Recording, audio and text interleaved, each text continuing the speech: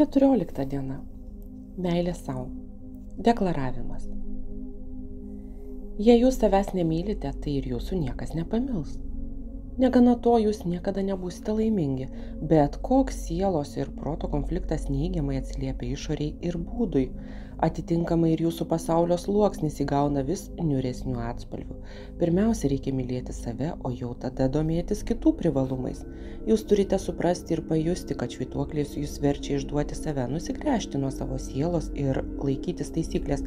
Jie geresni už tave, todėl daryk kaip jie, tapk panašus į juos, sėdėk matricoje, būk sraigtelis.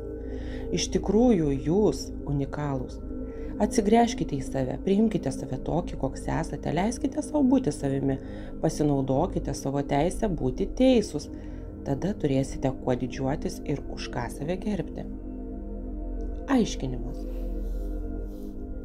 Jeigu žmogus toli nuėjo vaikydamas į svetimų standartų, jam bus sunku štai taip paprastai imti ir pamilti save. Kaip aš galiu pamilti save, jei aš savo nepatinku? Tai gryniausias perteklinis potencialas atsiradęs dėl pernelyg didelio vidinio ir išorinio reikšmingumo. Išorinis reikšmingumas pasireiškia tuo, kad kažkieno nustatytas etalonas man atrodo esąs tobulybės viršūnė. Ar ne per daug gerai vertinu svetimus privalumus? Vidinis reikšmingumas pasireiškia tuo, kad aš verčiu save laikytis svetimų standartų. O kas sakė, kad aš už juos blogesnis? Ar ne per prastai aš save vertinu?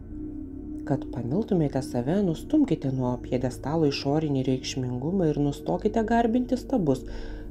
Kas jums trukdo kurti savo pačių standartus? Tegu verčiau kiti vaikosi jūsiškių. Atsikratykite savo vidinio reikšmingumo ir paleiskite save. Suteikite savo malonumą turėti trūkumų, sutelkite dėmesį į savo privalumus.